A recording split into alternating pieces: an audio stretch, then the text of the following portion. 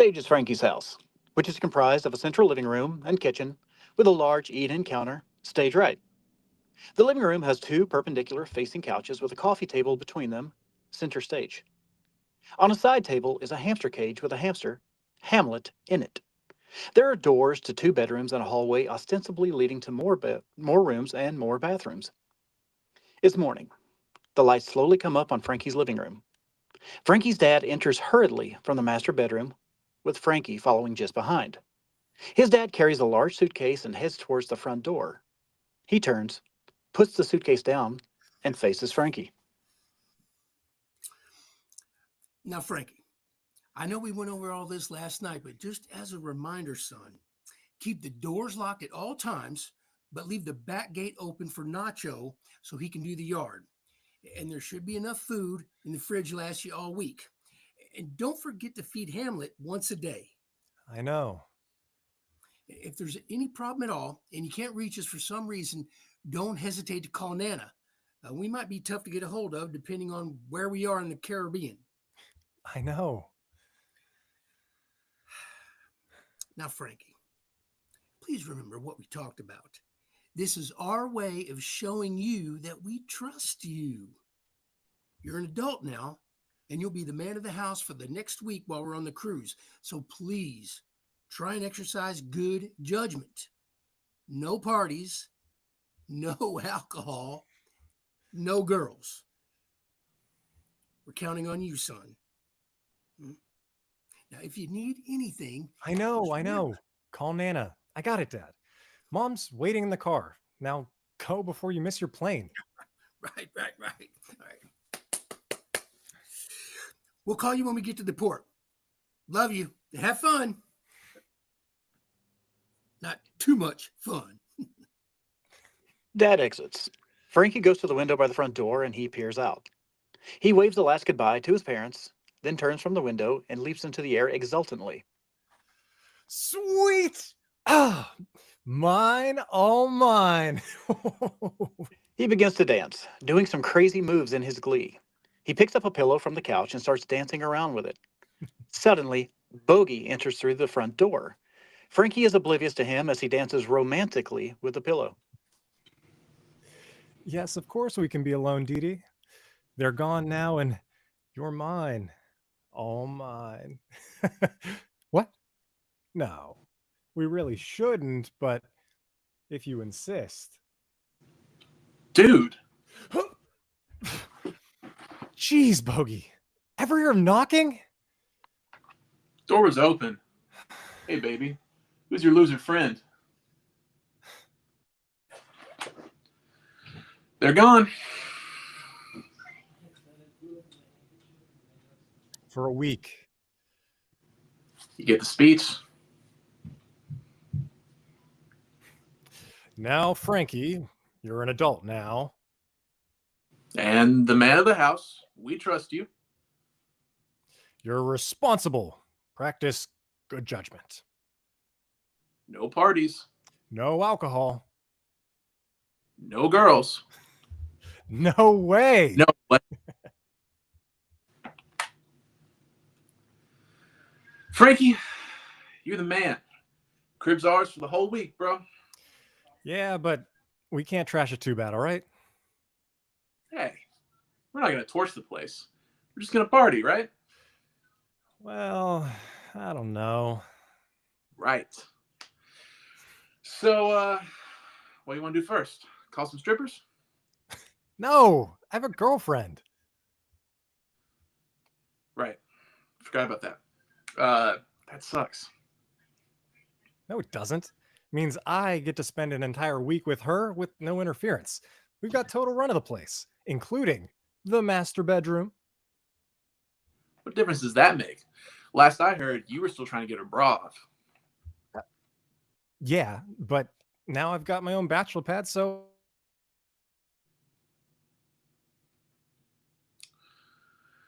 Whatever. I'm hoping to change that. Whatever.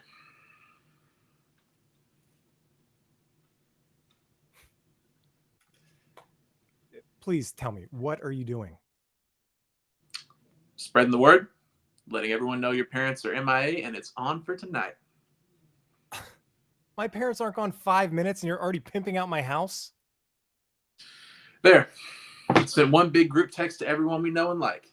Even some we don't, because, like, they know girls that we don't know. First of all, I don't like any of your friends. And second, what did you text them about? About coming over here tonight for the most hellacious rager this town's ever seen? No, not tonight. This is not happening on my first night in charge. In charge of what? A hamster? Frankie, you need to lighten up, bro. If you're going to be a player while your parents are outie, remember, YOLO. YOLO? Seriously? I won't even live once if this place isn't exactly how it is right now when my folks get back. Bogey, I told you, I want to spend quality time with Dee Dee. Tonight? Your first night without parental supervision, and you want to spend it with one girl? Yes! Why?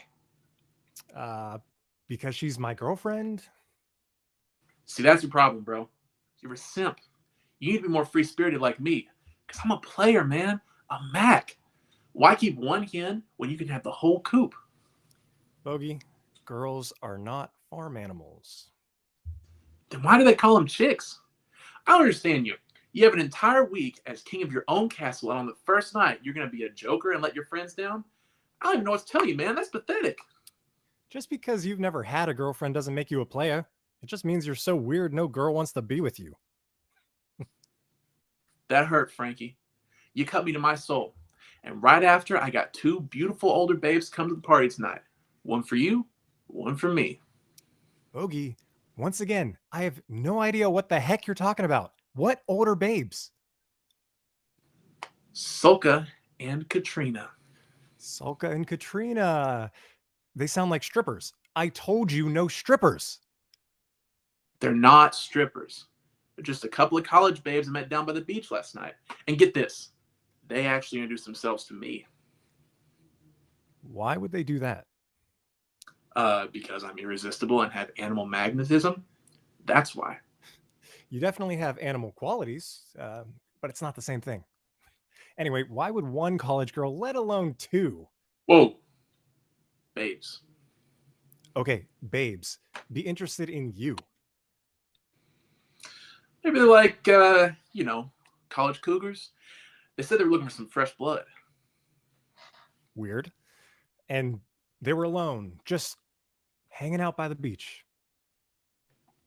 Well, there was some weird goth-looking dude with them, but he didn't seem very interested. He seemed more in the friend zone. Anyway, what does any of this have to do with me and the house? Oh, I invited him over. You what? Yeah, tonight. Wait till you see them, bro. They are so hot, you're gonna die. You're gonna die, Bogey, because I'm gonna kill you if you don't text them right now and tell them it's canceled. Can't.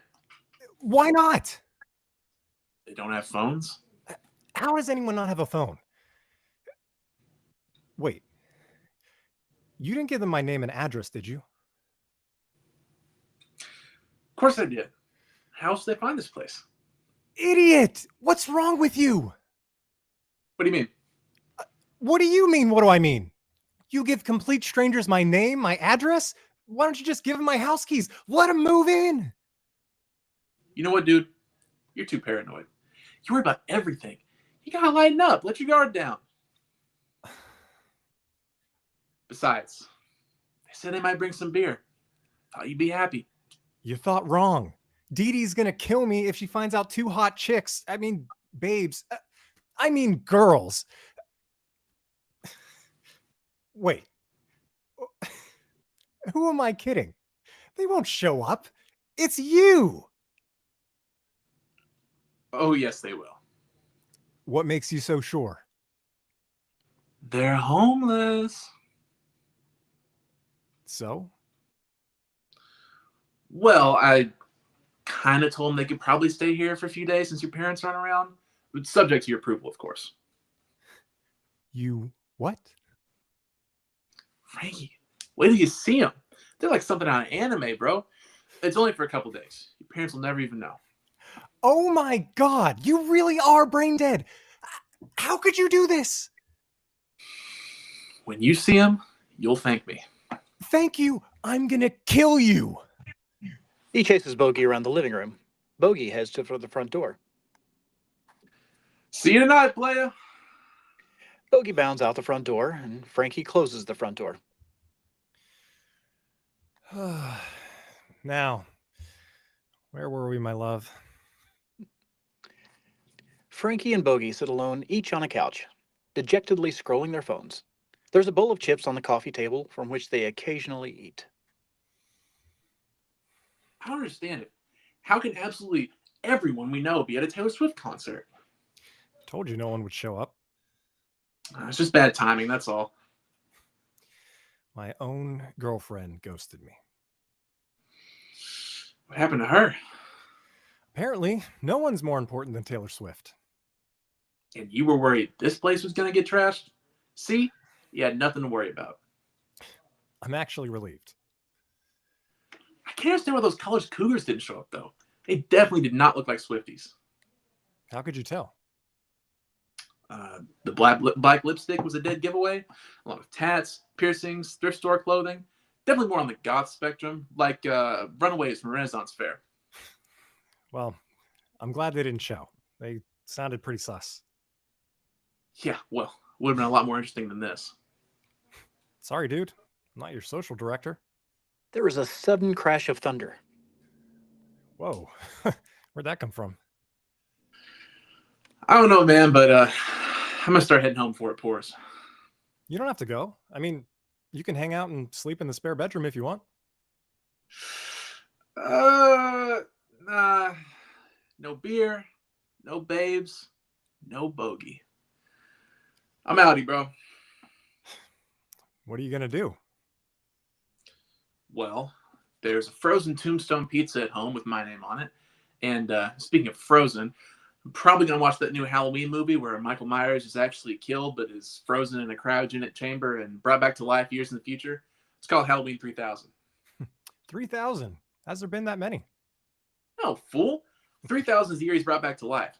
There's only been like 27 of them so far. Well, maybe we can hit the beach tomorrow. There's usually some bus and waves after the storm. But I'll call you.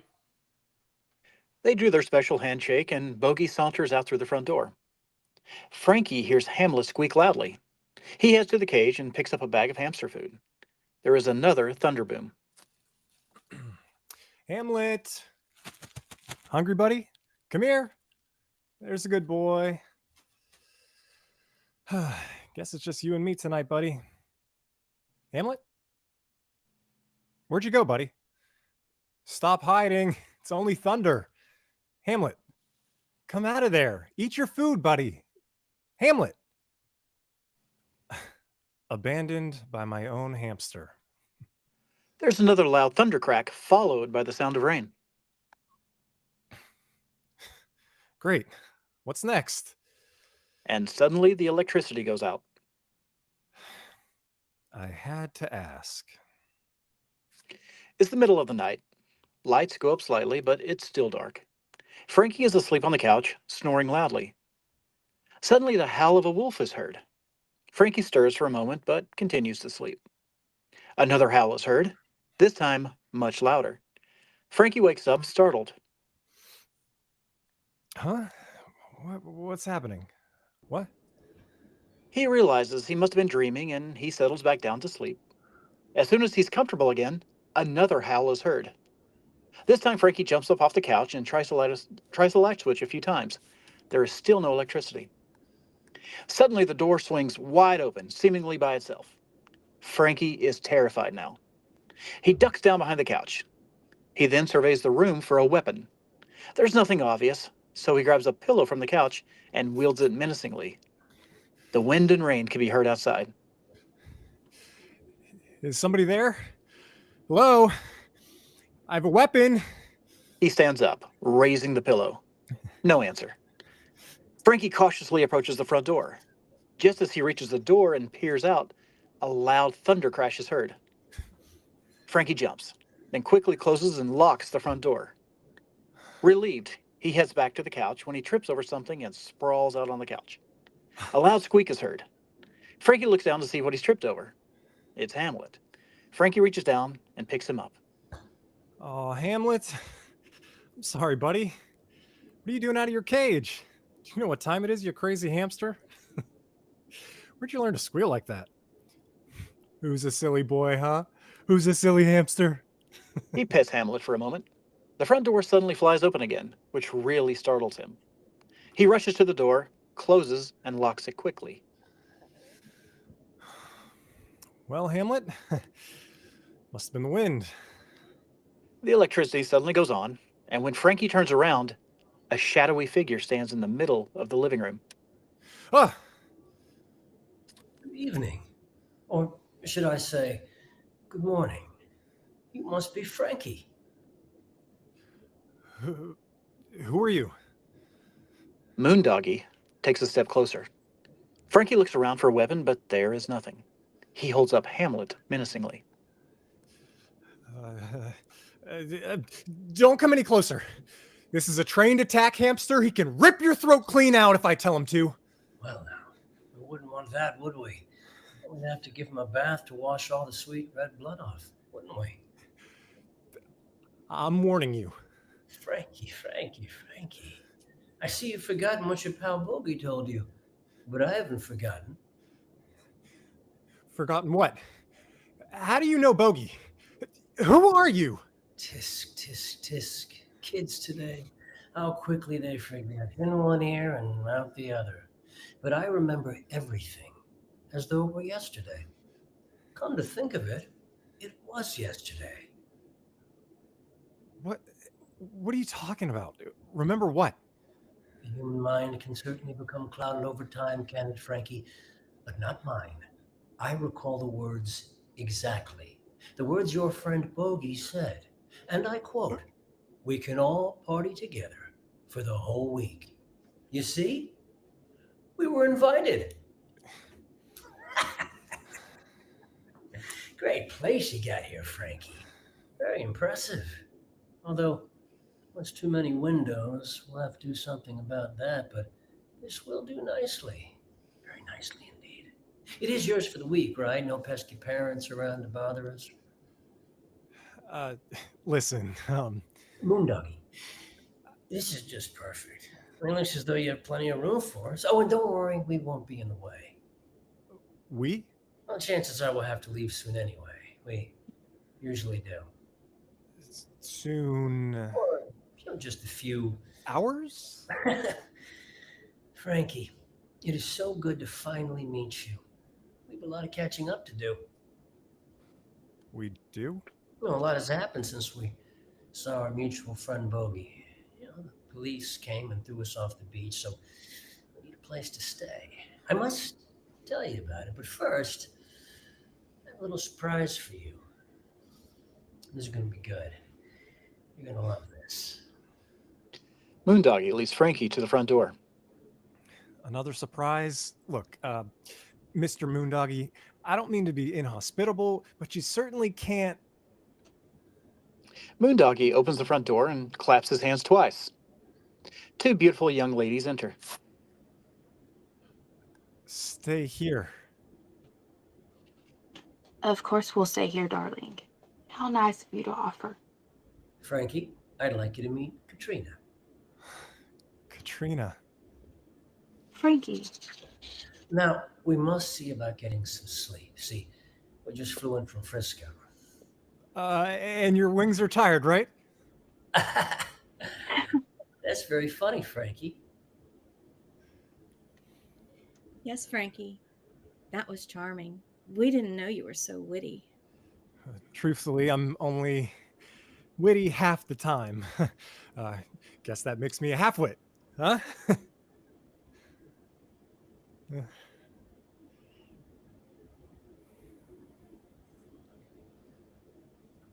You Yes. are just delicious. Frankie, I'd like you to meet Solka, my other friend. Pleasure to meet you, Frankie. Hamlet suddenly squeaks loudly, startling the girls. Hamlet, no. Bad hamster. Bad Hamlet. It's quite all right, Frankie. We like pets, don't we, girls? Especially Fluffy little pets. Moondoggy reaches over to pet Hamlet. Hamlet bites him, causing his finger to bleed. Ouch! No, Hamlet. Bad hamster. I'm sorry, Mr. Moondoggy. Both girls tend to Moondoggy, protectively shielding him from Hamlet. They're very protective of me. It's almost embarrassing. Now, about sleeping quarters. Moondoggy turns and walks towards the door that leads to the master bedroom. Katrina and Sulka follow Moondoggy as Frankie quickly puts Hamlet back in his cage. Well, it's a pretty big house, so there's a couple guest rooms. I guess you can stay, for the night anyway. Frankie turns to Moondoggy, who stands outside the master bedroom. What's this room? Oh, that's my parents' room, but there's two others. I'll be glad to show you. That won't be necessary. But I thought you might like to... This room will do nicely. But that's my parents' bedroom. So kind of you to offer it to us. But I didn't. Shh. And now we must say goodnight. But... Good night, Frankie. Sweet dreams, Frankie. Good night, Frankie. Pleasant dreams, my new friend. And with that, Moondoggy, Sulka, and Katrina enter the master bedroom and shut the door. Frankie is left standing in the hall, mouth agape. I just let 3 total strangers sleep in my parents' bedroom. He thinks a moment and is about to knock on the door when Good night, Good Frankie. night, Frankie. Frankie stops, puts his hand down, and he turns around, only to be startled again by a small, dirty, odd-looking little man coming into the house, smiling a crazy smile. Bruno is holding Hamlet. Nice little hamster. Is he yours? Or is he fair game? Yum. Who the heck are you? Moondoggy suddenly opens the bedroom door and sees Bruno. He comes out and he grabs Bruno by the ear. Ouch! Hey, that hurts. You leave the nice fluffy little hamster alone. Get it? Oh, come on, Count. You don't understand. Bruno hands Hamlet to Frankie. Moondoggy finally lets go of his ear. Yes, well, Frankie, this is Bruno. He's a friend of the family. Yeah, good friend of the family. Look, Moondoggy, this is a little out of control. I think you all better... Don't worry about Bruno. He sleeps outside. He's very fond of the great outdoors. Aren't you, Bruno? Why do I always have to sleep out?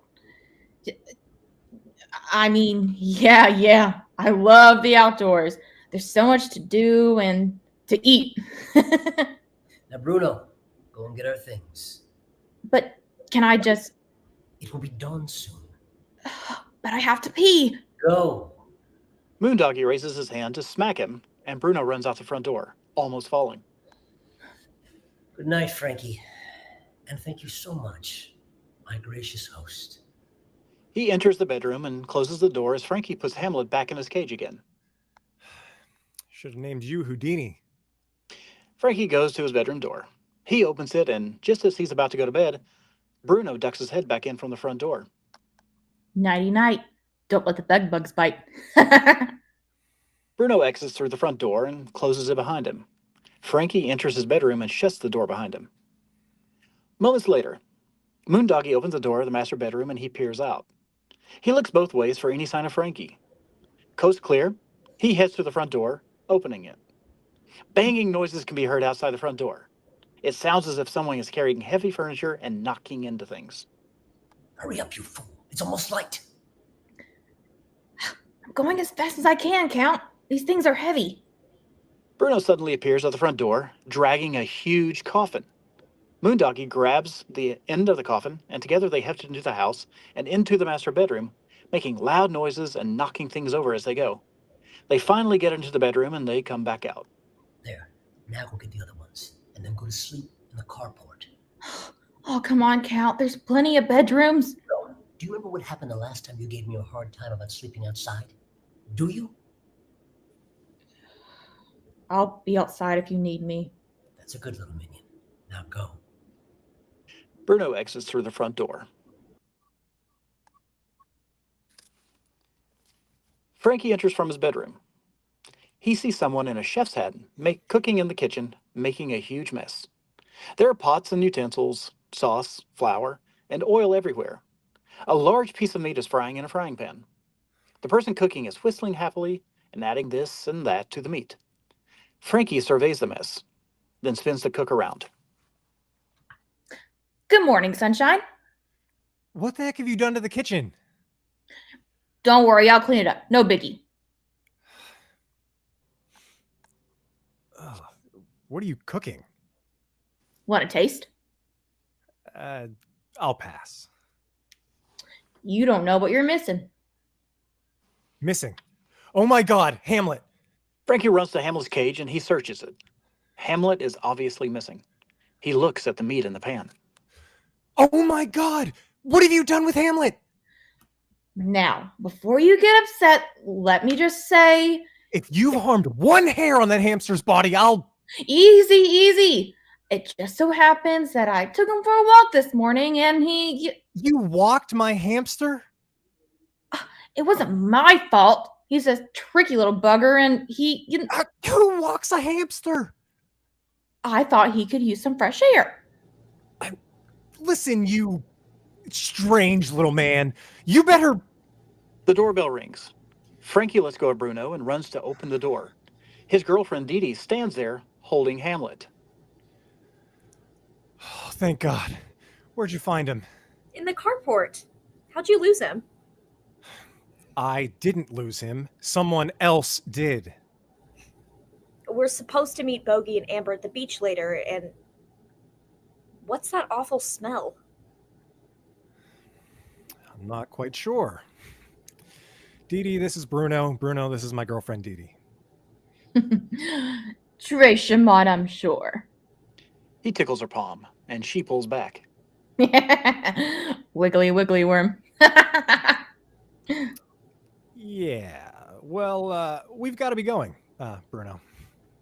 You sure you want to try some of this? It's my specialty. What is it? It's from my kosher recipe book. I call it Persian Delight. Meow. I'm sure it's great, but we're going to get something out. See ya. Ciao. Dee Dee and Frankie exit the kitchen into the living room. Who is that guy? It's a long story. The doorbell rings. Frankie opens the front door and a young girl stands there. Excuse me, but have you seen my kitty around anywhere? Kitty? What does it look like? She's a Persian. Her name is Delight. Persian? Delight? Please call us if you find her. And she hands them a flyer and leaves. Frankie and Dee Dee both turn to look at Bruno, happily eating his meal. He looks over and gives them the thumbs up. Frankie and Dee Dee go sit down on the couch. So, come on. Tell me, what's with the weirdo in the kitchen? Oh, Bogey met them on the beach last night. Them? You mean there's more? Yeah, there's 4 altogether. They just lost their place. I felt bad for them, so I let them spend the night. Where are the others? Still sleeping, I guess. They got in pretty late. Where were they before? I think they said Frisco? No, I mean, do they live around here? Yeah, somewhere along the beach. They seem all right. If you say so. Well, I hope they're not staying long. Why? I was just thinking that since your parents are away, I'd kind of like to spend more time with you. Just the two of us, alone. Really? Really. Dee Dee leans over and gives Frankie a warm kiss. Frankie's phone rings and he answers. Yo, Bogey, what's up? Yeah, we're leaving now. The kitchen is still a mess from Bruno's cooking. The doorbell rings and no one answers. There's a loud knock, then the sound of a key in a lock. Nana, Frankie's grandmother, enters. She carries a large brown bag. Frankie? Ooh, what's that horrible smell? Ooh, OMG. Frankie. Hello? It's Nana. Frankie? Yoo-hoo. Where's my favorite grandson? My only grandson, but still. Frankie, are you sleeping? Frankie, I have a nice surprise for you. I brought your favorite dish. No answer. So she opens his door and enters his bedroom. She comes out a moment later, and she walks into the kitchen and puts down the bag. Then she looks around and sees Bruno's horrible mess. OMG. Oh, no. This is not going to work. No way, Jose. Frankie, what have you done? Oh, nasty.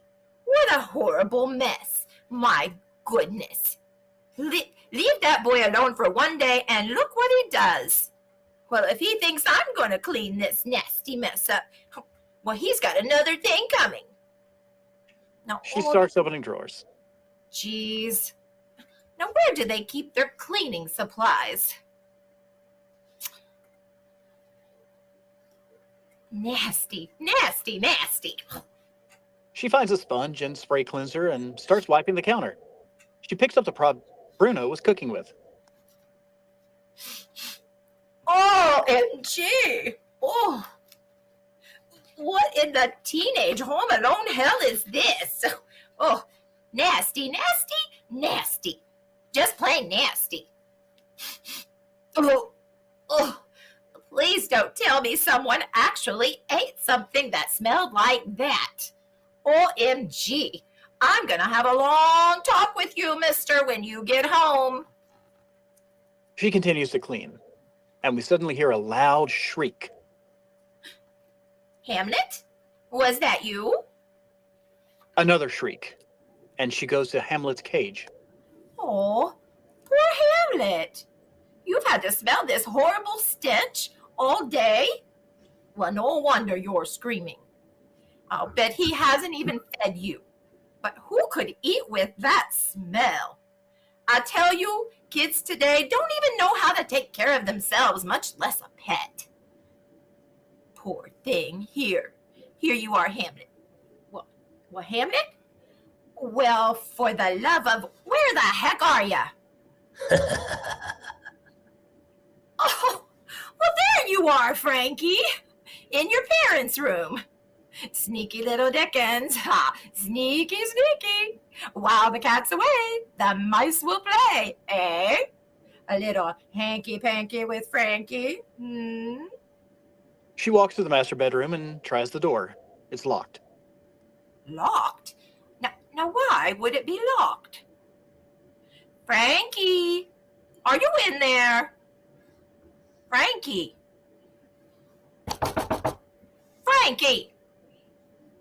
Well, you better not have a girl in there, mister. I don't want to have to give a bad report to your parents, but I will. Now you unlock that door and come out this instant. Frankie! I mean it. Well, now, mister, this is no laughing matter. I'm not laughing, so why are you laughing? Now open this door and get out here right now and bring your friend. I'm warning you. Get out here this instant, sir. I mean it. 1, 2, 3. The door magically opens. A cold fog billows out from the bedroom.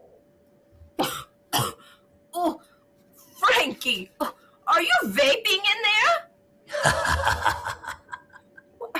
Well, now that's not funny, mister. Those things are not at all healthy for you. I mean, I've been researching it, you know. It's been proven. And it can cause serious lung problems and even damage developing brains in young people. And God knows you all need all the brains you can get. You hear me, Frankie? Well, if you're not coming out, then I'm coming in. OMG! Good evening. No. And you're not Uber Eats. What? Now, who or shall I say, what are you? I'll tell you what I am, lady. Hungry. He suddenly envelops her in his black cape, pulling her screaming into the bedroom. The door quickly shuts behind them. Oh, for the love of... Ugh. Moments later, Frankie enters through the front door. He walks in cautiously, searching for a sign of anyone. There's no one around. He goes to the kitchen, surveying the mess. Ugh, nasty. He picks up the pot that Bruno cooked in and he smells it. He sees the bag of food Nana brought. All right. He opens the bag and takes out a piece of fried chicken, and he takes a big bite. He sits at the counter and eats.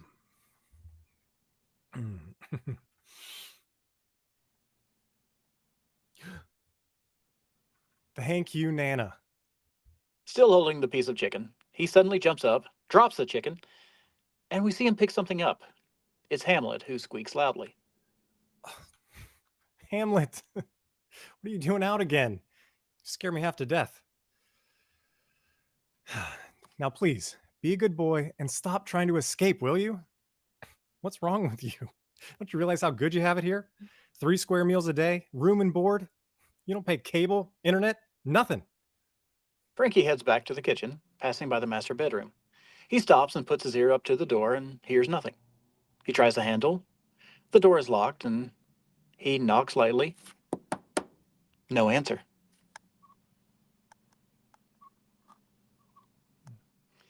He then goes to the fridge and takes out a big bottle of V8 vegetable juice and pours himself a large glass.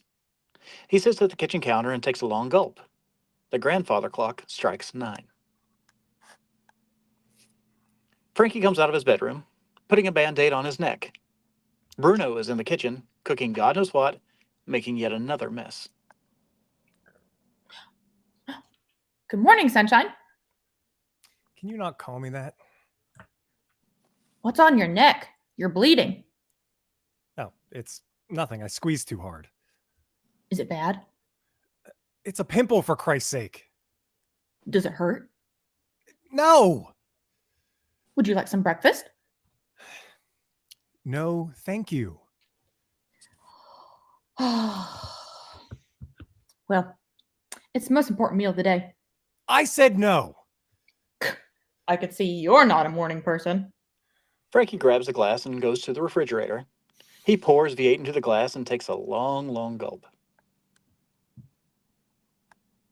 Ugh, gross. What is that stuff? What stuff? The stuff you left in the glass last night. V8. It's vegetable juice. Ugh. People actually drink that? Bogey enters through the front door. Yo, Frankie, what's kicking, chicken? Frankie goes over to Bogey and they sit on the couches across from one another. So what? So, where are they? I don't know. So, you haven't seen them since they moved in? Except for this Bruno dude? Nope. Babe's really hot, though, huh? Smoking. But they're kind of scary.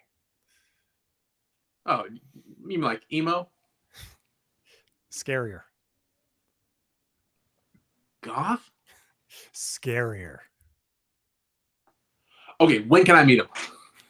I don't know. They sleep all day, and I never see them at night. Besides, I want to get rid of them. Dee Dee said she wants to hang out alone with me here at the house. Hey, finally.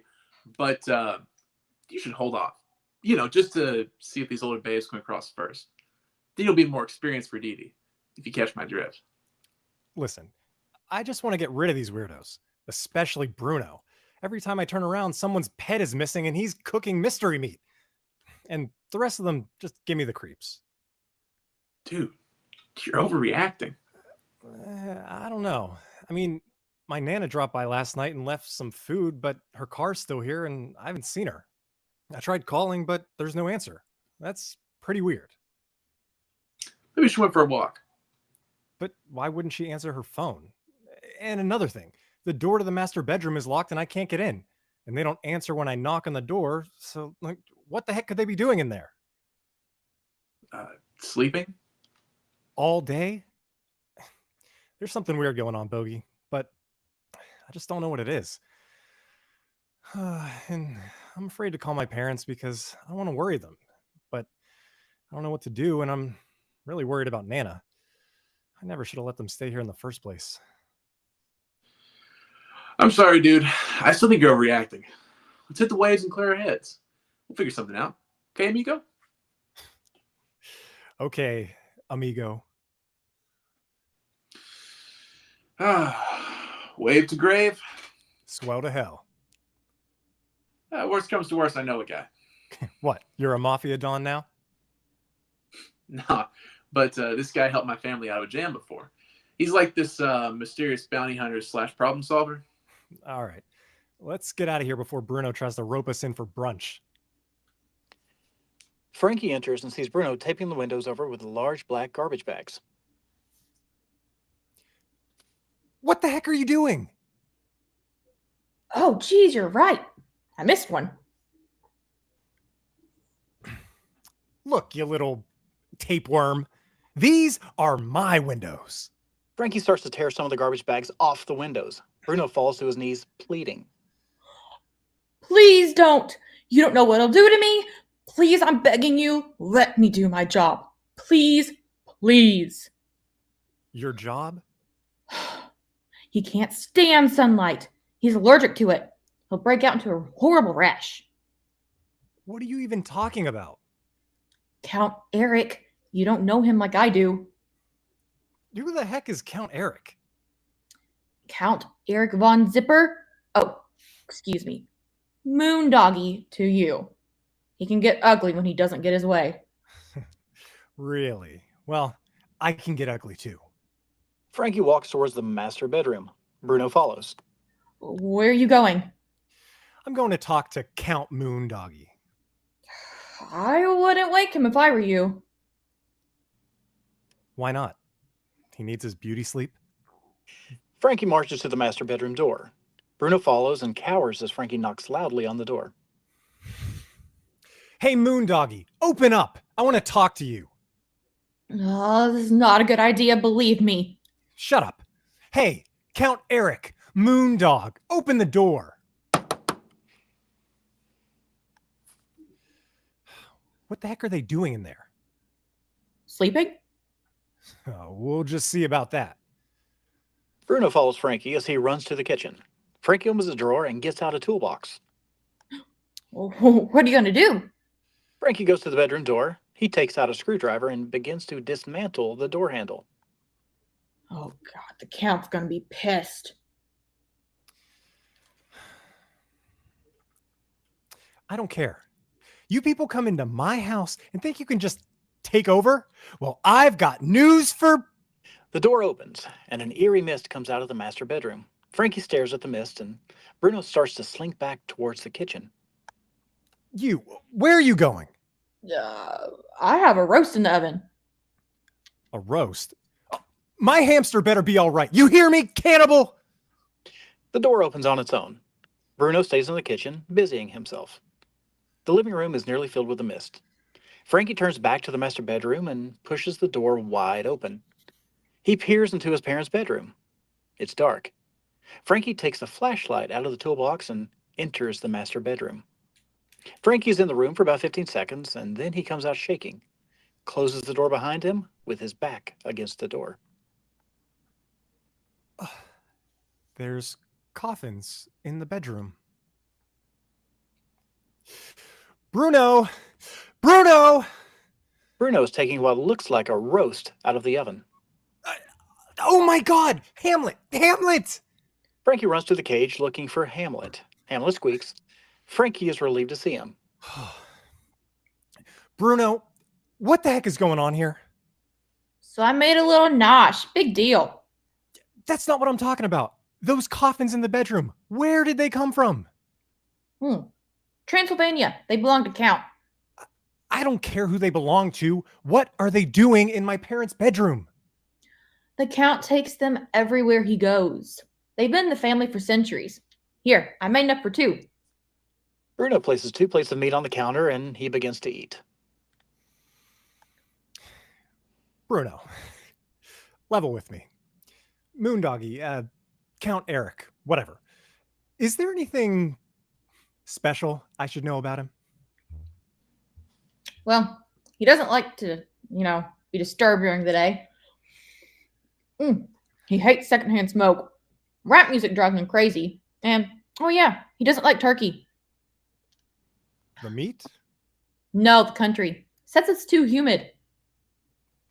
What else? He hates Italian food. Why? Too much garlic. Anything else? Nope, that's it. Other than that, he's pretty easygoing. Have some meat. You look pale. I'm not hungry. Go on, you'll feel better. Frankie gives in and sits at the table. He picks up the utensils and takes a bite of the roast. Frankie appears to like it, and then he takes another bite. Bruno, are you perhaps leaving out some small detail? Nope, I don't think so. Like the meat, huh? Come on, there must be something else. Come to think of it, there is something else.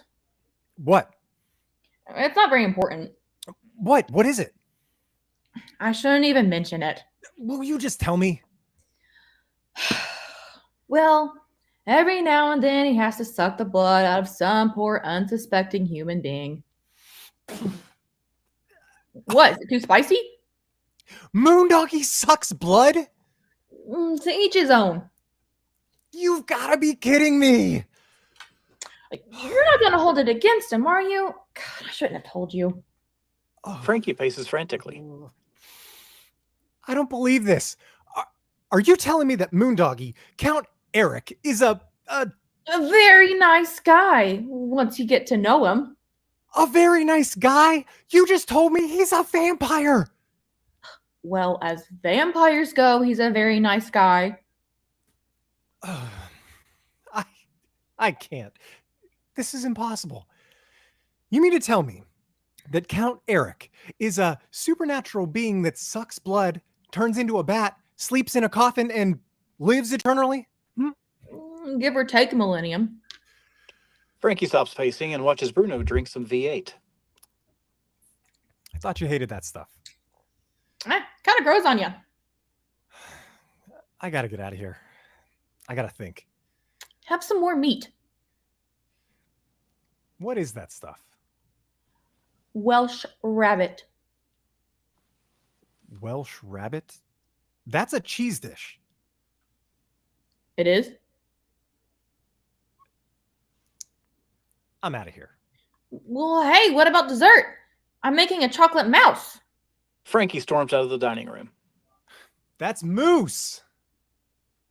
Moose? I thought they only lived up north. Frankie opens the door to find a girl standing there with a flyer. Excuse me, have you seen my pet bunny rabbit around here anywhere? Ask him. Well, what did it look like? Where did you see it last? In the yard, I'll show you. She and Bruno exit, just as Dee Dee walks in. Frankie? What's the matter? You look like you've seen a ghost. Wrong supernatural being. What? Nothing. Come on in. Are you okay? You don't look so good. Sit down, Frankie. She leads Frankie to the couch and sits him down. She sits across from him on the other couch. Now, calm down. Tell me what's going on. You know those people that moved in the other night? Bruno and company? Yeah? What about them? Well, either I'm losing my mind or there's something very, very strange about them. Well, that Bruno guy seems pretty weird. He's the normal one. Frankie, what have you gotten yourself into? I'm not sure. But can I ask you a really off-the-wall question? Of course. You can ask me anything. You won't think I'm losing it, will you? I already think you're losing it. What's the question? All right, here goes. Do you believe in vampires? What? Vampires! Blood-sucking freaks! Where are you going? To get you something to drink. You look pale and you're not making any sense. She goes to the Frankie! kitchen and she sees the mess. Frankie, what's happening here? Strange people moving in, horrible smells, local pets disappearing. What's going on? She pours a glass of V8 and she returns with it. She hands it to him and sits across from him again. Frankie, I'm worried about you. You're acting really strange and talking about vampires. I'm telling you, Dee Dee, I don't know what's happening to me. I think I'm hallucinating. There's no such thing as vampires, right? Right. I mean, you don't believe in them, do you? Of course not. There's no such thing as vampires. Now have something to drink before you pass out. Frankie is about to take a sip, then notices the color. Blood red. He recoils. What is this? V8. It's what you always drink. It's fine, see?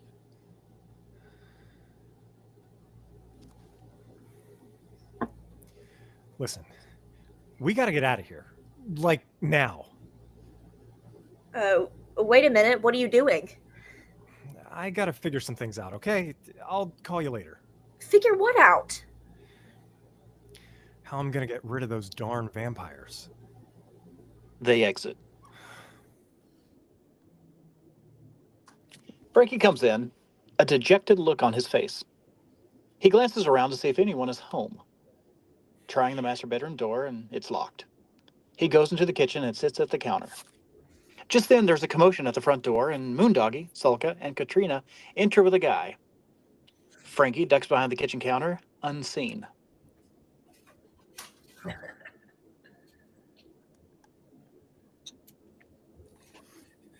Yeah, you should have seen the look on my friend Tony's face when I told him I was going to party with you guys. He totally freaked. I'll bet he did. You should have asked him to come along. Yes, you should have. The more the merrier, I always say, and we're all hungry, right? Right. You said there was going to be a party, right? You know, with music and pizza, right? That's right. A very small party, just the four of us. Yeah, but still, there's going to be pizza, right? That's right. Plenty of pizza. In fact, food's already here. Why don't we get comfortable? I'll turn on some music. Moondoggy turns the stereo on and a dance song plays. The girls start dancing. Rick joins in awkwardly. Moondoggy just hangs back, watching.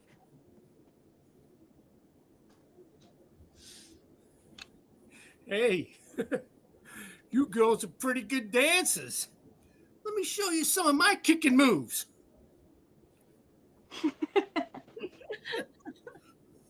Hey, what's so funny? I got moves like Jagger. Come on, work with me here. He takes Sulka's hand and starts to twirl her around. Katrina joins in, and Rick does some more awkward moves. Katrina and Sulka imitate the moves. After a moment, Moondoggy turns off the music. Okay, enough entertainment. Who's hungry? Me? Yeah, I really worked up an appetite showing you girls those sweet moves. So where's the grub? Sorry, Rick. There's been a slight change of plans. What do you mean? Slight change of plans. Does that mean no pizza? Afraid not, Rick.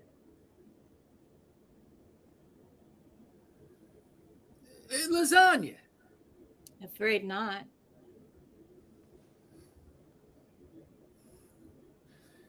Mozzarella sticks? Afraid not, Rick. Frankie watches. fascinated from his hiding spot at the kitchen counter. They've backed Disco Rick almost all the way up to the master bedroom door now. The door slowly opens by itself. Some mist rolls out. Disco Rick knows he's in trouble now. Then, what are we gonna eat? You. The three of them converge on Disco Rick and back him into the room. The door shuts quickly behind them. Frankie's fascination has turned to complete horror. He comes out from his hiding place and walks over to the master bedroom door, listening as Rick's screams slowly fade into silence. Frankie walks in a daze over to the couch and suddenly faints, sprawling across the couch. Frankie comes to, rubbing his head. He then sits up, realizing where he is and what just happened. No way. Must have been a dream. Impossible. Frankie takes out a cell phone and calls Bogey frantically. Bogey, you won't believe what just happened. They just ate a guy. Who? Who do you think? The weirdos you let move in here. That's who. Yes, they completely devoured him. No, I didn't actually see them chow down, but they backed him into their room and I heard screaming and the sounds of like feeding. Then what? They burped. I'm not kidding you. Listen, you said you know someone who can help me, right?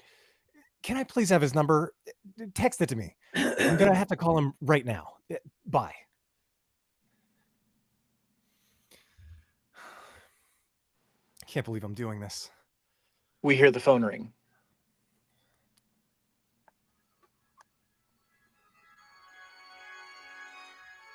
Hello. You have reached the automated answering service of Dr. Ludwig van Helsingmeister.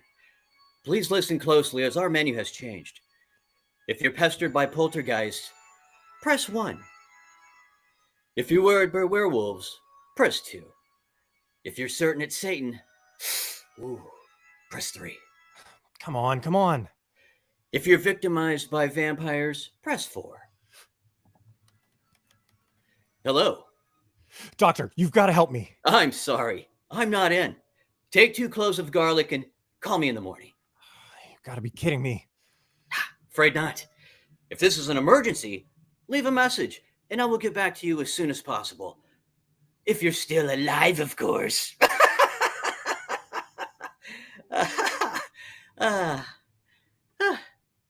Beep. Doctor, my name is Frankie. I think I've got vampires in my house. I want to get rid of them as soon as possible. Please call me at 555-5230. His phone suddenly rings. Dr. Van Helsingmeister? Oh, hi, Dad. Who? No, that's just a joke. I call Bogey that sometimes. Yeah, no, everything's fine.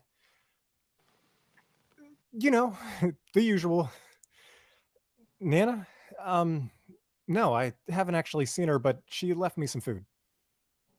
I will. As soon as I find her. I mean, see her. Okay, Dad. What? Nacho's coming to do the lawn tomorrow. Okay, yeah, I'll leave the back gate open for him. Okay, Dad. Bye.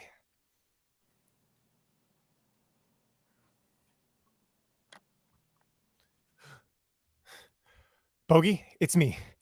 I called him. He wasn't there, but I left a message. Hey, listen, not that I'm scared or anything, but could I come over and spend the night at your house? Yeah? Thanks, bro. I'll be over in a few.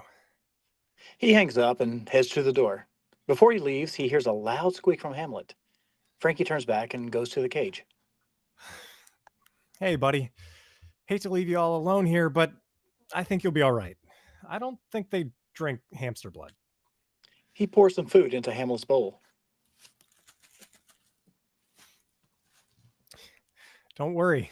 I'll see you tomorrow, and I'm working on it. Frankie heads to the door and exits. Bruno is cooking something on the stove, making a mess. The home phone rings and Bruno answers it. Transylvania 6-5000. Can I help you? Hello? No, Frankie ain't here. What? Who am I? Who are you? Dee Dee. Dee Dee who? I don't know any Dee Dee. Oh, Dee Dee, his girlfriend Dee Dee. Whoop-de-doo. Huh? How should I know where he is? Dee Dee, his girlfriend Dee Dee. What am I, his concierge? Shouldn't you know where he is? All right. If I remember when he comes in, I'll tell him. What do you mean, write it down? Now I'm his secretary? Oh, yeah? Well, listen here, Miss Dee Dee, his girlfriend Dee Dee. Hello? Hello?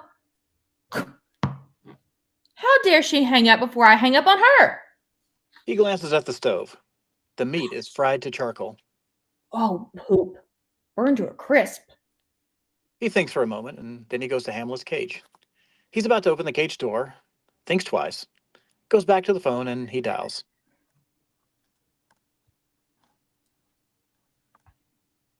Hello, Pets R Us. Do you deliver? You do? Oh, good. I'd like to order a large spotted guinea pig. A nice plump one. Yes, for delivery. 422 Lobster Lane. How long? Okay, thank you.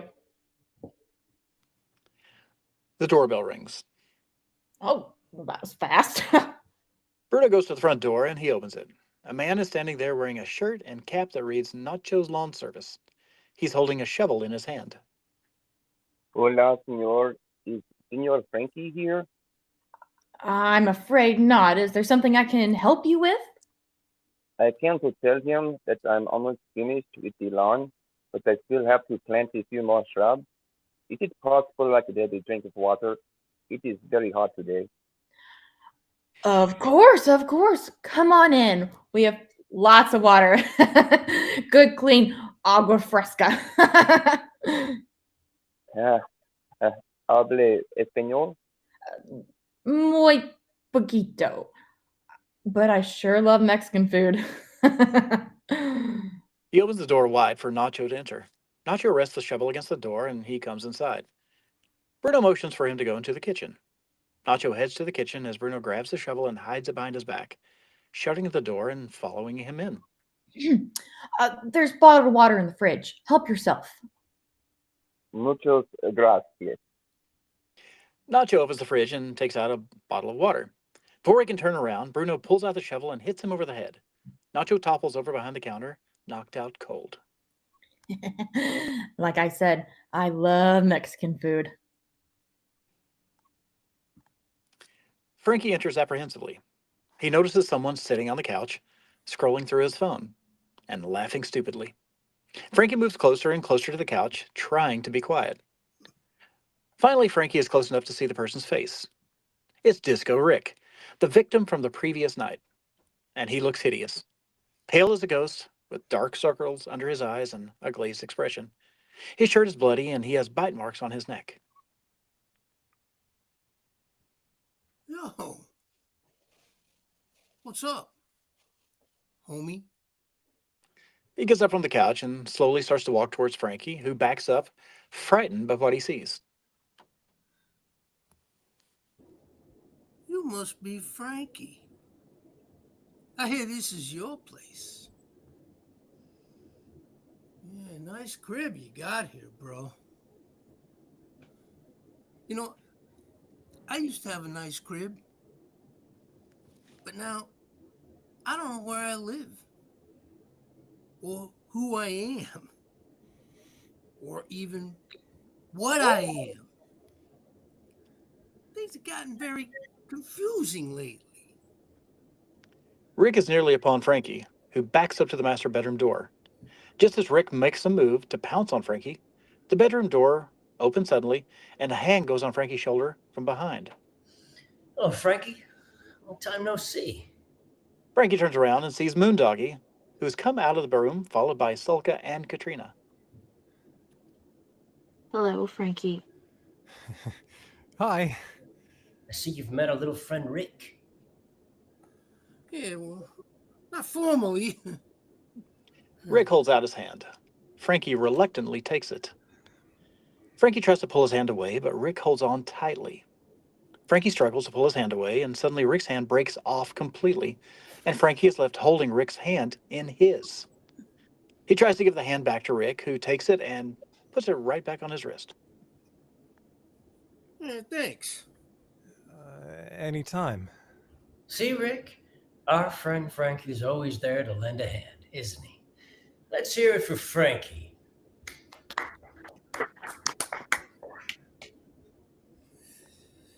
Yeah, you know, I wonder if he'd truly lend me a hand, though, or like a leg or any random body part. I'm really hungry. Rick's eyes are wild with a thirst for blood. He moves closer to Frankie, but Moondoggy steps in between them. Now, Rick, Frankie is our gracious host. I vowed not to let anything happen to him because of his hospitality to us. Isn't that right, Frankie? I told you we would eat later. Bruno's preparing a new Mexican recipe. You must be patient. Patience is for doctors. I want to eat. I said leave him alone. Yeah? Who's going to make me? Enough? Yeah! Then, Ricky boy, go join our friend in the bedroom and keep her company. And don't come out again unless I say so. Capiche? Disco Rick nods dejectedly. He enters the master bedroom and shuts the door behind him. Wait, Moondoggy, there's someone else in the bedroom? Don't worry about it. Frankie, what happens in the bedroom stays in the bedroom. Now, have you been? Fine, but... Sorry we haven't been around much to keep you company, but all that's about to change. It is? Yes, it is. From now on, we're going to be thick as blood. We want to be your friends, Frankie. His cell phone rings. Hello? Yeah, great to hear from you. What? Yes, tomorrow night. Be great to see you. Okay, ciao. Now, what's the matter, Frankie? You seem a little uptight. Do you think I'm here by mistake? No, I'm here for a reason. And when I'm in a person's life and I'm a person's friend, Frankie, I come through for that person. Understand? His phone rings again. Hello? Yeah, tomorrow night. No, that's great. Bring her. I'd love to see her. Perfect. All right. Goodbye. Frankie, I want you to be straight with me. Something's bothering you, and I want you to know if you can trust me, because that's what friends, friends are for. His phone rings again. Hold that thought. Hello. Yeah.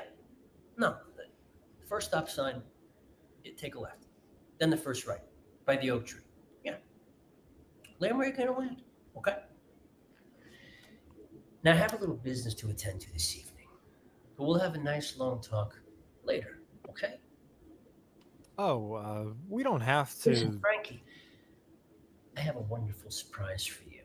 Sulka and Katrina here are going to take very good care of you. They're going to pamper you, give you a nice back rub, foot massage, mani-pedi. Oh, can't we just... No, now do as I tell you, and don't you dare lose control. Understand? Yes, Moondoggy.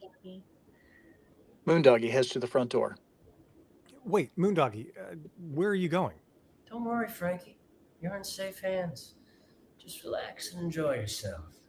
Good night. Moondoggy exits.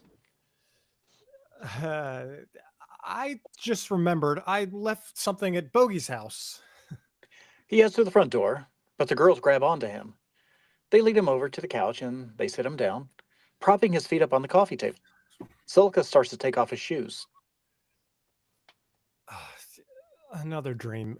This has got to be another dream. Don't worry, Frankie. Yeah, we promised Moondoggy we wouldn't do anything bad to you. We're just going to give you a nice mani-pedi. That's all. She takes off his socks, surveying his feet. What do you think, Katrina? Black cherry or Barbie pink? Oh, definitely Barbie pink. Katrina takes out a pedicure kit. What? Wait, what are you doing? Just relax, Frankie. There's nothing you can do. So you might as well enjoy it. What? What do you mean, nothing I can do? Frankie struggles, but Sulka holds him down and Katrina starts to apply the polish to his toes. Hey, that tickles. Stop. Just then, Dee Dee opens the front door and she sees what's going on. Frankie and the girls do not see her. She looks over and she sees them all laughing together. Although Frankie is still struggling, she turns and she exits.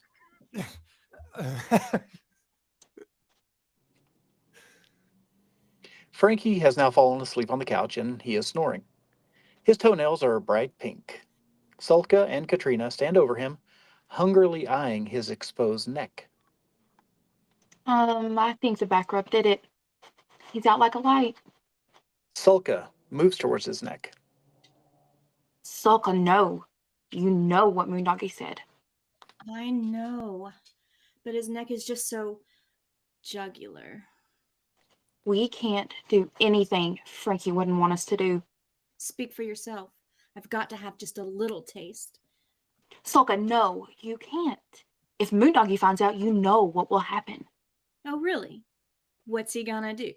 Kill me? Well, maybe just a nip. Hey, what are you girls talking about? We've got a little special bonus in store for you, Mr. Frankie Wanky. His cell phone rings. I better get that.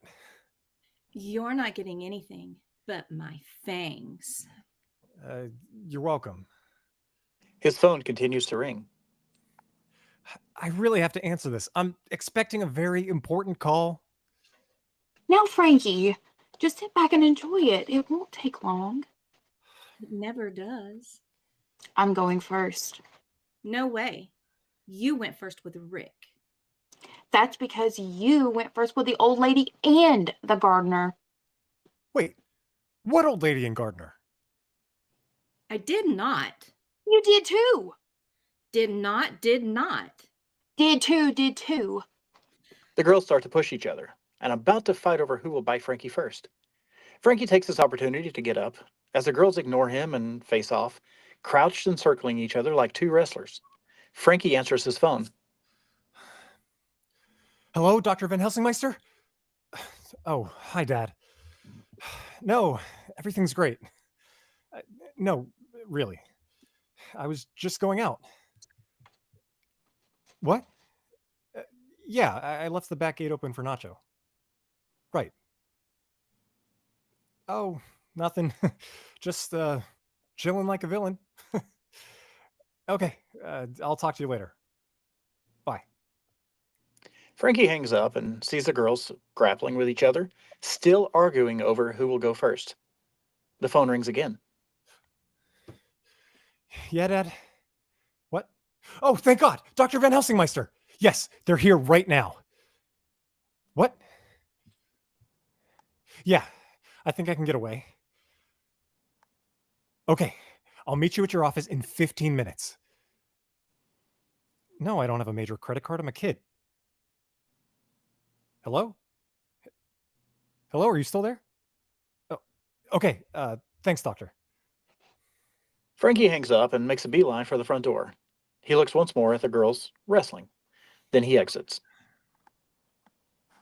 The girls continue to wrestle for a while until they hear the front door slam shut. Ugh, way to go, sucker. You just let him get away. It's not my fault. You should have just let me go first. It wasn't your turn. Oh well, you really weren't supposed to have him anyway. True. But I'm so hungry. I could eat anything. Me too. The doorbell rings. The girls look at each other, then run to the front door and they open it. A guy standing there with a hat and shirt that reads Pets R Us and a name tag. He stands in the doorway holding a large cardboard carton. Hey, yeah, I'm sorry I'm late. Did you order a large spotted guinea pig?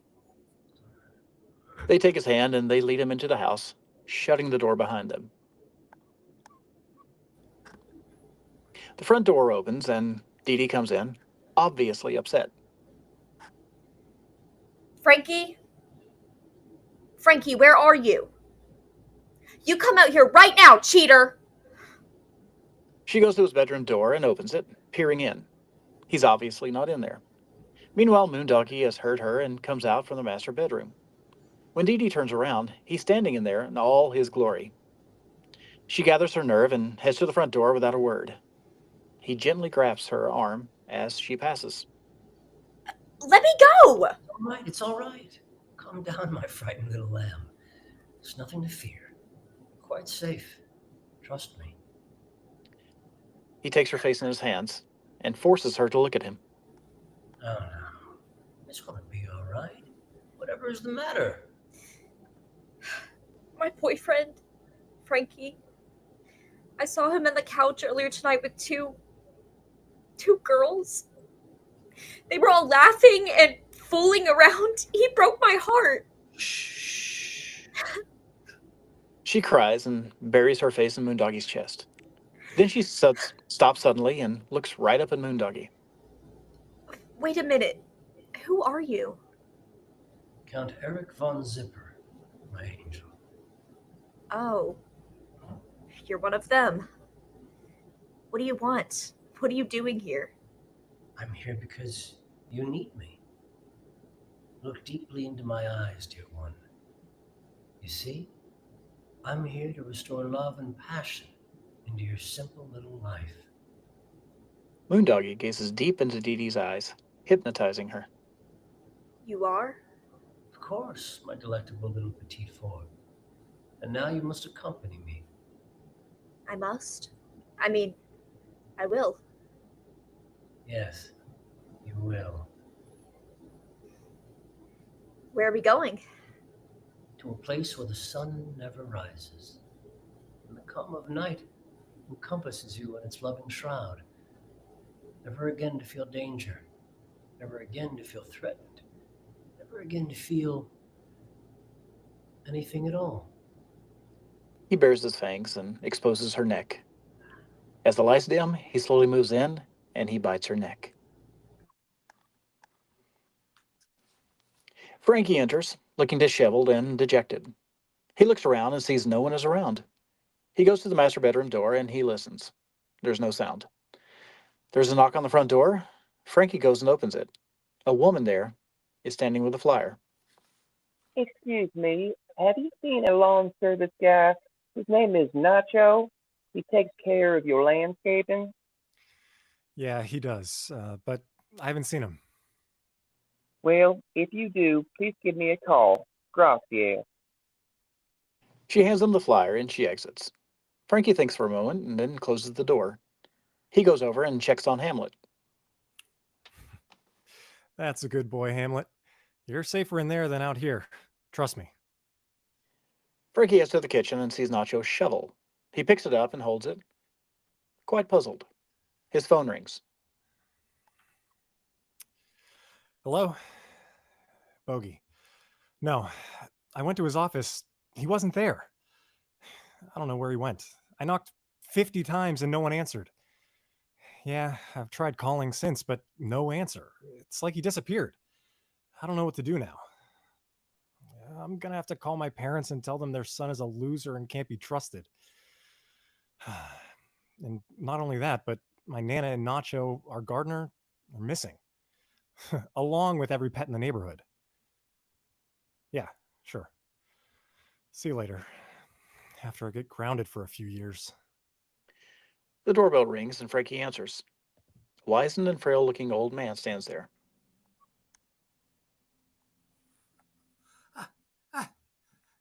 Guten Tag. Are you the young man who called Dr. Van Helsing-Weister? Dr. Van Helsingmeister, thank God you're here. Please, come in. Look, I don't know how much experience you have in vampire extermination, but believe me, I'm infested. And I don't have a clue as to how to handle this kind of situation. I mean, my parents are out of town, and I had no idea when I let these people in that night that I was letting in a brutal gang of bloodthirsty parasites into my home. Oh, my parents are going to kill me. Oh, and the things I've seen them do, you just can't imagine. Well, maybe you can. This is all probably old news to you, but it's sure scary stuff to me, I can tell you. So, listen, Doc, I'm all ears. Tell me what I need to do to get rid of these heinous, horrifying, diabolical monsters. The doctor is parking the car. He wanted me to tell you he'll be with you in an ugly blink. That's a itty-bitty moment. You mean you're not the doctor? Oh, no. Then who are you? I'm his bodyguard. The old man slowly turns, walks slowly to the front door, and exits. Bodyguard? Dude. You must be Frankie. Awesome. Shaka, bro. Shaka. Who are you? Who do you think I am? The boogeyman? Don't tell me. Dr. Ludwig van Helsingmeister at your service. But you can call me Kahuna. It's less of a mouthful. You're the big kahuna? Yeah. Shaka, bro. That's me, man. Ghost chaser, devil hunter, vampire killer, tidal wave writer extraordinaire. Nice resume. Thanks, bro. Oh yeah. Yeah, I can smell it. It's bad juju. Actually, it's a Welsh rabbit. They here? Kahuna goes to the couch, puts his feet up, and gazes expansively at Frankie. Sorry I couldn't meet up with you last night, dude. The swells were hella tasty. And you never know when they're going to be like that again. You know what I mean, bro? You blew me off to go surfing. Dude. Look. I'd stand my own mother up for ramps like that. I mean, they were off the Richter. Unbelievable. For realsies. Have a seat there, Franco-American. Rest your dogs. Am I sensing a little tension? Frankie sits down reluctantly. Now, what's all this brouhaha you've been spouting off about bloodsuckers? You didn't get tumbled in the tube, did you? Eat sand, scramble your eggs? Excuse me? Don't be pulling my chain, dude. You really got vamps in your crib or what? Vamps in my crib? Look, Mr. Kahuna, I didn't come here to speak surferese with some third-rate Spicoli with beautifully styled hair. Third-rate Spicoli. Ah. Do you know who you're talking to? Listen, bub, I come from a very long, distinguished line of Van Helsingmeisters who have dedicated every follicle of their beautifully styled hair to the extermination and elimination of those revolting, loathsome creatures from Satan's dominion, okay? So I'm not just some bogus wannabe looking for Bela Lugosi, okay? I'm the real deal. Wait a minute. Van Helsingmeister, Isn't that the name of the vampire killer in Dracula? Yeah. Stoker dropped the Meister, said it didn't roll off the tongue as easy, but yeah. You mean you're related to the Van Helsing? He was my great grandfather, give or take a great. Well, this is too much. Yeah, it's tubular, huh? Now look, you're obviously concerned about my credentials, okay? Like, I've got a PhD in demonology, a master's in occult sciences, and a doctorate in exorcism. How'd you do in palm reading? All right, look, bro. If you're going to insult me, you can go play blood bank to your house guests, okay? There's no wax off my stick, man. Look, Kahuna, I'm sorry. I was just expecting someone a little more mature. Hey, no offense. It's cool. I get that a lot. Bum rap. Now, are you sure they're vamps? Hey, Doc, I watched them suck the life out of this guy until there was nothing left. What else could they be? I don't know. Talent agents? Oh, come on. This is LA, isn't it? Look, could you just be serious? Okay. Okay. How many were there? There was... Okay, well, there's Count Eric and two girls, Solka and Katrina. Oh. Babes? What did they look like? I don't know. Two young, sexy, gorgeous girls. All right. Did they try to bite you? Well, not exactly. Well, what exactly did they do? They gave me a mani-pedi. Oh. What? They did your nails? Look, I had to give in, okay? Why? Because I didn't want to end up a mixer in some vampire's Bloody Mary. All right. How many did you say there were? Two. Okay. Two. Right. Okay, so here's what we're going to do, okay? We're going to wait until tomorrow morning. We're going to catch the little buggers while they're napping. Then we're going to grab a steak, wham 'em right through their little black hearts. And then it's off to the pancake house for some waffles. Piece of cake. You make it sound pretty simple. Hey, man. My family's been doing it for centuries. No problemo. Have you actually ever done it before? What, here in the States or? Anywhere. Not exactly. Oh, but I once sailed into a bat while hang gliding in Costa Rica. I knocked a little sucker clean out. It's not quite the same thing. Hey. Get your jockeys out of your crack. I'm sure I can handle it. How can you be so sure? It's in my destiny.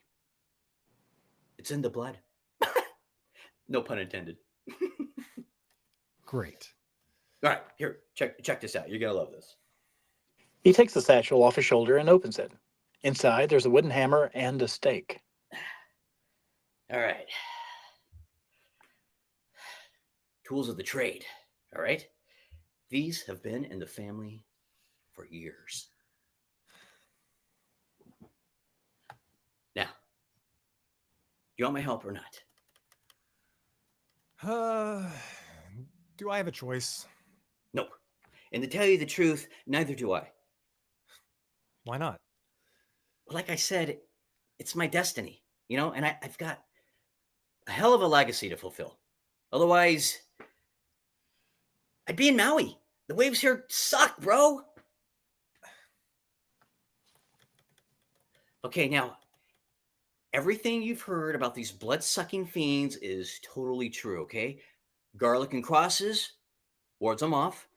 Direct sunlight or a stake through the egg beater kills them, okay? You got it? All that Dracula stuff really works.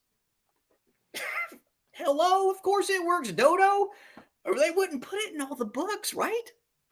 Right? He reaches around his neck and takes a puka shell necklace with a cross off. He hands it to Frankie ceremoniously. Now, if you get in real trouble, I want you to use this.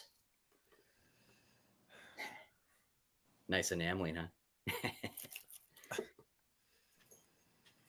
Now listen. Just act normal, okay? If they wanted to make a blood bag out of you, you'd already be a walking pincushion. Tomorrow morning, this is what we're going to do. Frankie comes to the front door and he turns on the lights. Moondoggy stands alone in the center of the living room. Where have you been, Frankie? Oh, you know, here and there. Oh, here and there, huh? With who? Anyone I know? I doubt it. Well, I know people too, Frankie. Lots of people. And guess what? What? They're all here. Surprise! Surprise! Lights go up and noisemakers go off. Balloons appear and everyone cheers. Friends, let's give 3 cheers for our gracious host, Frankie. Hip hip hooray! Hip hip hooray! Hip hip hooray! Everyone starts to disperse and they talk and they mingle. Bruno's in the kitchen fixing up a tray of nachos. He's wearing Nacho's cap and his shirt. Frankie marches up to him. Bruno, what the heck is going on here? I'm making nachos for the party. Who said you could have a party? Oh, that's gratitude for you. Count Eric goes through all this trouble of organizing a surprise party for you. And this is his thanks? For me? Why would he throw a surprise party for me? I don't get it. It's his way of saying, thanks for the hospitality. Now, aren't you ashamed of yourself? Ashamed? What are my neighbors doing here? Oh, wait, I know. It's a feast, and my neighbors are the main course, right? Ugh, here we go. Darn that Moondoggy. I'm gonna kill him. Don't bother. He's already dead. Bruno picks up the tray of nachos. What are you doing with Nacho's hat? And why are you wearing his shirt? Frankie looks at the plate of nachos. Bruno offers the tray to him. Frankie looks disgusted and exits the kitchen. Vegetarian. Bruno goes out and starts passing out nachos, singing La Cucaracha. Frankie suddenly sees Bogey on the couch between Selka and Katrina. He's laughing and having a great time. Frankie runs over to him. Bogey, what the heck are you doing here? Partying, dude. What's up? What's up? Do you know what's going on? Yeah, man. Only the most hellacious wingding this town's ever seen. Gotta hand it to you, bro. You got the riz. When you do it right. Huh, girls?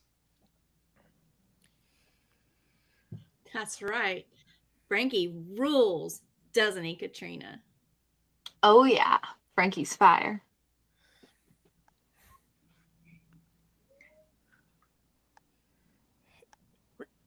Is that a plate of nachos? Oh, no! Fresh nachos, everyone. The genuine article. No preservatives, no MSG, nada. These are the real thing. The guests gather around Bruno, who offers the tray to all of them. They chow down on the nachos, and Frankie runs up horrified. No, don't eat the nachos. Please, that's my gardener. Wait, stop. Don't eat them. Please. Everyone laughs and ignores Frankie. They gobble the nachos, complimenting Bruno, who stands proud. Bogey saunters up to Frankie, Selka, and Katrina at each arm. Yo, what's your problem, Frankie? Simmer down and dig the scene, man. Crack that potato chip up your butt and get with the program. Bogey, you have no idea. You don't know what these girls can do to a guy. I've seen it. All right, Frankie is stud. Hey, I'm next, right, girls? For sure. Bogeyman. Bogey, you gotta listen to me. The house phone rings. Frankie leaves Bogey and looks for the phone. He finds it in a bowl of salsa. Hello? Oh, hi, Dad. What? No, everything's fine. Huh? The noise? Oh, it's just the TV. No, Dad, I'm not having a party. What? Yeah, Nacho was here today. Bruno walks by Frankie with the plate of nachos and sets it down on the coffee table right in front of Frankie. In fact, he's still here. What? Oh, okay. Dad says hi. Bogey and the girls come over to the plate of nachos. They all grab some and finish the plate. What? No, he can't talk now, Dad. He's all gone. Yeah, he's finished all right. Okay, I'll talk to you later. He looks over at Bogey and the girls. They are licking the taco sauce off their fingers. Finger licking good. Bogey, you gotta help me get these people out of here. We could all wind up dead. Whoa, great idea, bro. Girls, I'll be right back. Yo, everybody listen up. Our fearless host Frankie here has come up with a totally killer idea. Literally, we're all gonna party till we drop dead, okay? Yeah! Woohoo! Woohoo! Yeah, all right. Alrighty then, let the games begin. The place goes totally ballistic. Cheers, drinks, and people start dancing and moshing. They've all gone bonkers. Frankie heads to his bedroom when Bogey intercepts him.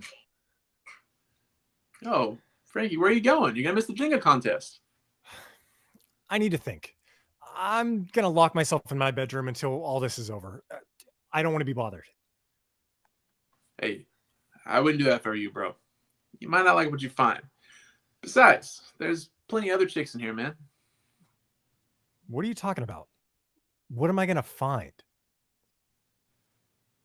Nothing, man. Don't say I didn't warn you. Bogey walks away. This can't be happening. My parents leave me alone for 2 days. Vampires invade my house.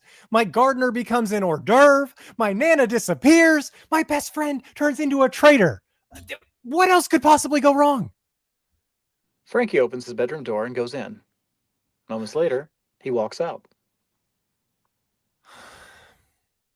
My girlfriend's kissing a vampire. Dazed, he walks slowly through the crowd over to Bogey, who faces away. He taps Bogey on the back.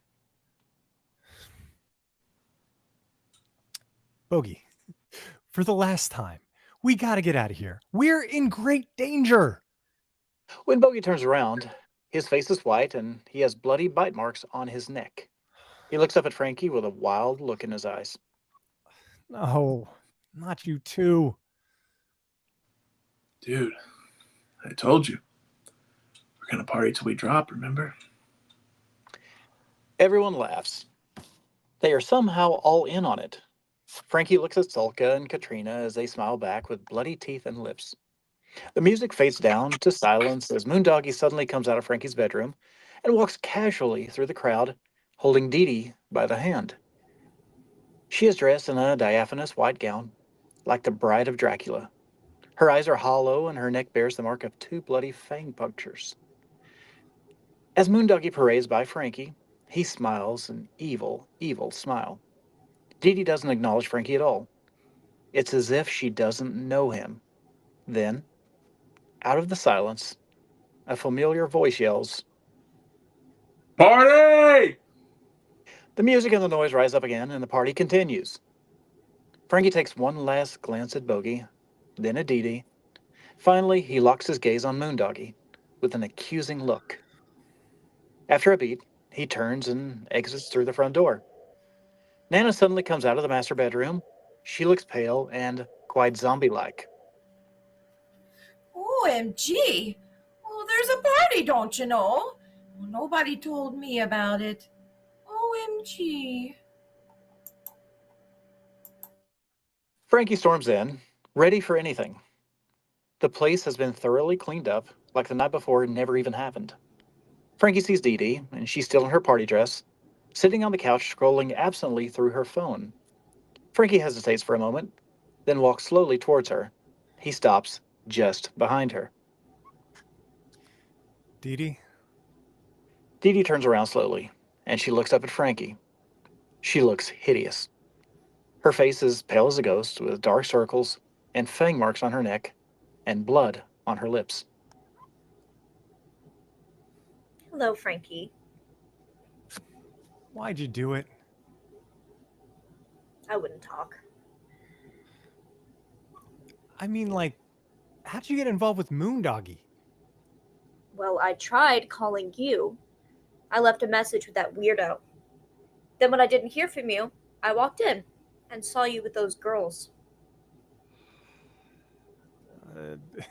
They're just,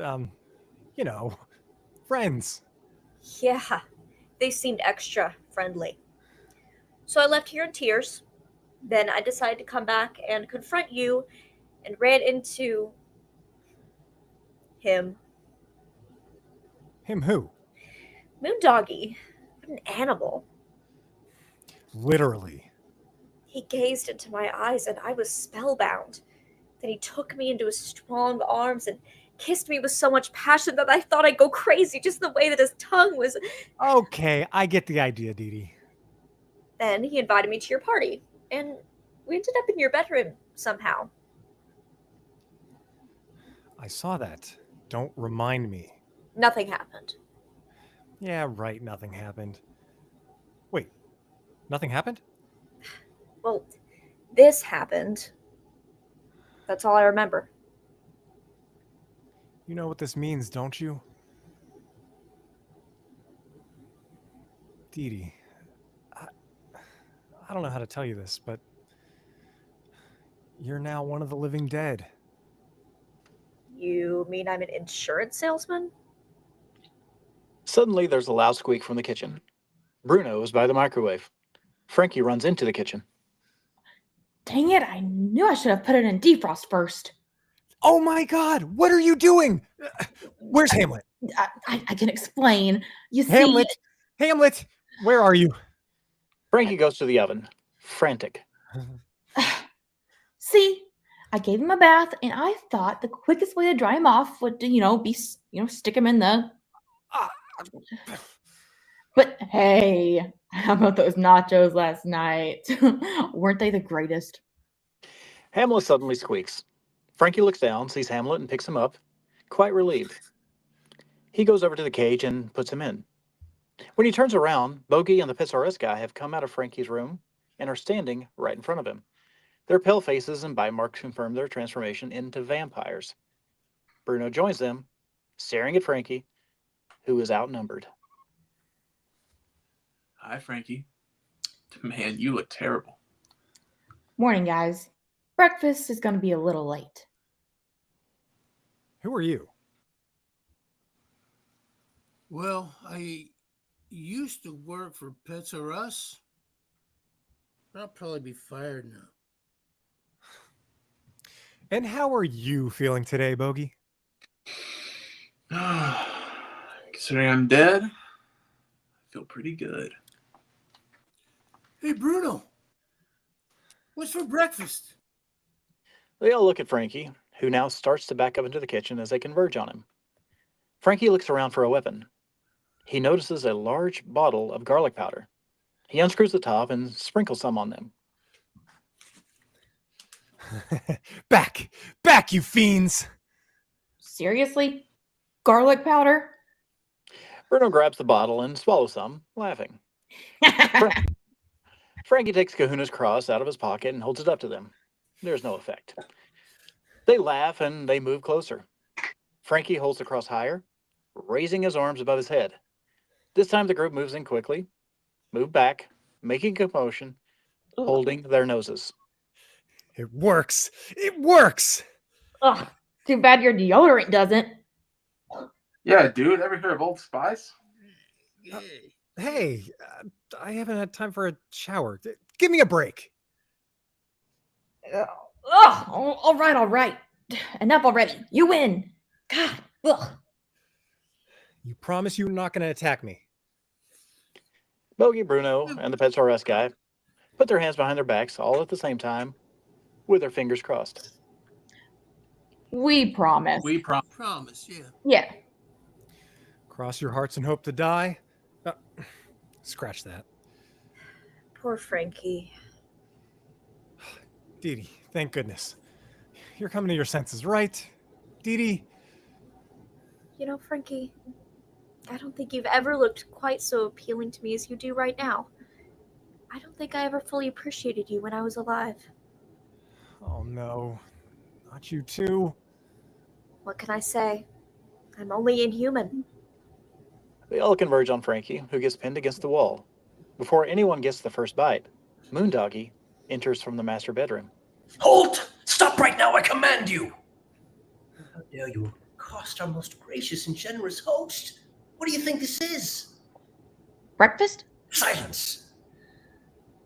I'm very sorry about this, Frankie. I gave explicit orders that you were not to be touched. What are you doing awake? Oh, I thought you guys slept during the day. Well, it's true, I've never been much of a morning person. At least not before his first cup of coffee. Oh yeah? Well, how about this? Frankie suddenly holds a cross up to Moondoggy's face. Moondoggy stares blankly at the cross and seems slightly embarrassed, as though he's humoring Frankie. That's a lovely cross, Frankie. Nice enameling. Nice enameling? That's it? Well, it's not bad. Of course, it's not as nice as this one. He opens his shirt, and around his neck is a larger enameled cross. He holds it up to Frankie. It was given to me by my good friend Vlad the Impaler. Vlad was always a sentimentalist. All those things the Big Kahuna said about vampires. They're not true. None of it's true. The Big Kahuna? Did you just say the Big Kahuna? No, I didn't say that. Well, then what did you say? You're all hungry. I offered you a big can of tuna. Nice try, Frankie. Yeah, give me a break.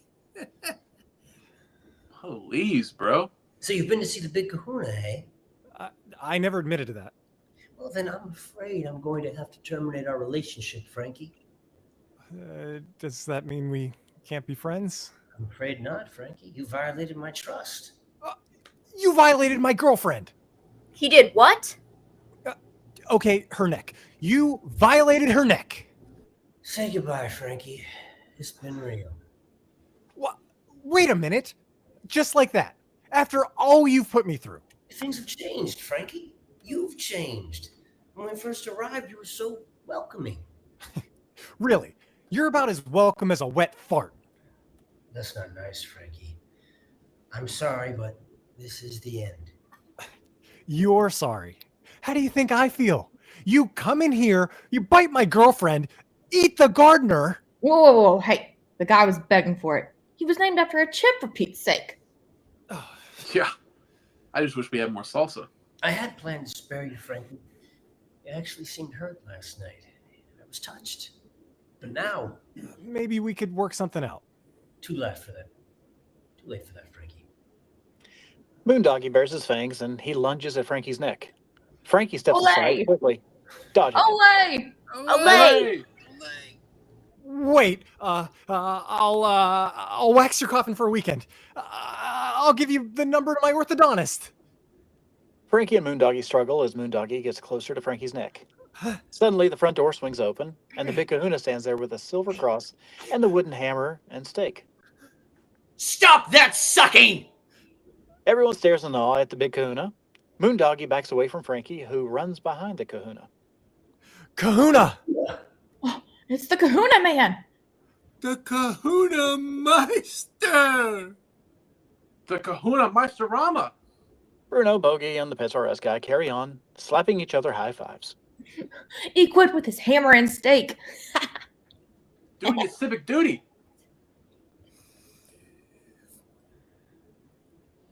Bringing the unsuspected undead to their knees. Will you shut up?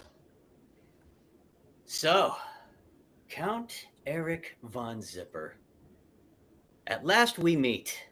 Call me Moondoggy, friend. Friend? Not on your life. Damn you, Kahuna.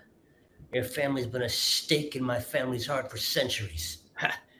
Well, don't expect me to let it slide, bub. Kahuna moves slowly towards Moondoggy with a cross, hammer, and stake. Whoa. Nice grill, bro. Thanks. You're welcome. Well, here goes nothing. Don't just stand there. Attack! Sorry, boss. You're on your own. And they all run out the front door. Well, except for Dee. Cowards! You're next on his list, you know. Frankie. Dear Frankie. Isn't there something you can do? Sorry, Moondoggy. You abused the code of good guest conduct. How so, my friend? Look what you did to my girlfriend! I gave you two of mine! They were gonna rip my throat out! I would have died a brutal, horrible death! True, but as far as brutal, horrible deaths go, it's one of the best! Kahuna, can we get this over with, please? Yeah. Sorry, dude. This is the final wave. Just hang 10 and you will be wiped out before you know it. He raises the stake and hammer and just is about to drive it in. Suddenly he sees something. Whoa. Hold the phone. Why are you stopping? Sulka and Katrina have just entered the living room from the master bedroom. Did Bruno make breakfast yet? We're hungry. Unreal. Kahuna, what are you doing? Katrina, Solka, meet our new friend, Dr. Ludwig van Helsingmeister. Call me Kahuna. Van Helsingmeister? Friend? The girls finally get it, and they move closer to Kahuna. They hold out their hands, and Kahuna takes them. Girls, take the Kahuna to our room and show him a good time. Mani-pedi? Sure. All right. Thanks, Moondoggy. You're all right, dude. Shakabra. My pleasure. So glad we could work it out without bloodshed. Girls, he's all yours. Do we have to show special care? Nah, not this time. Go, enjoy your breakfast. See you around, Frankie. Guess I won't be needing these. Kahuna puts the hammer and stake back in the satchel and leaves it on the counter. The girls lead Kahuna away. Now, speaking of breakfast... Frankie quickly dives for the satchel. Before Moondoggy can dodge him, Frankie grabs the hammer and stake and drives it right into Moondoggy's chest. A silent beat as Kahuna and the girls turn back and they see what has transpired. Frankie, what'd you do that for? Tisk, tisk, tisk. Not too hospitable. Moondoggy erupts into a cloud of smoke. Frankie stares at the remains of Moondoggy, and there's nothing left but a red scarf. Frankie picks it up from the floor, and Kahuna stares at it for a moment. Whoa! That thing really worked? Did you see that, girl? Girl, did you? What? His demeanor completely changes as he realizes he's standing all alone. No, Frankie, look what you've done. They're gone. No mani-pedi. They were going to eat you alive. There were worse ways to go. Just then, the Pets R Us guy stumbles in, back to his old self, but totally disoriented. Did someone order a large spotted guinea pig? Bogey enters, eyes bleary and tired, but looking rather normal. Bogey, you're back to normal. Must have fallen asleep after we partied, dude. Sorry. Hey, did those babes ever show up? What babes? Everyone turns to Dee Dee over on the couch. She is also back to normal. She gets up and looks suspiciously at Frankie. Destroying Moondoggy must have reversed everything. Actually, I gotta look into this. This might be useful in the future. Kahuna picks up a satchel in his hands. He has a piece of paper for Frankie. What's this? Your invoice. See ya, Frankie. And Kahuna exits. Dude, do you know what that was? That was the big Kahuna. What's he doing here? And what's this about getting rid of Moondoggy? Wait, what happened to Moondoggy? Who's Moondoggy? Anyone see a large spotted guinea pig around here? Frankie looks everyone over and hugs them each and goes to the windows. He starts ripping down the black garbage bags, letting the sunlight in. Then Frankie goes over to the hamster cage and looks in. Hamlet is gone. Oh no. Where's Hamlet? And where's Bruno? If he did anything to that hamster, I'll... Just then Bruno walks in, holding Hamlet. Frankie runs over and takes Hamlet from him. You got away again. It really is like Houdini. Frankie puts Hamlet back in the cage. So, who wants breakfast? I can make eggs or a large spotted guinea pig. I think we should all go out to breakfast. Dee Dee comes up to Frankie and she puts her arm around him. I think that's a great idea. Frankie leans over and gives her a sweet, sweet kiss. They all head to the front door and exit. After a moment, Nana comes out of the master bedroom and Nacho comes out of Frankie's bedroom. They have both returned to normal. When they see each other, they both exclaim, Oh, Hey. the end.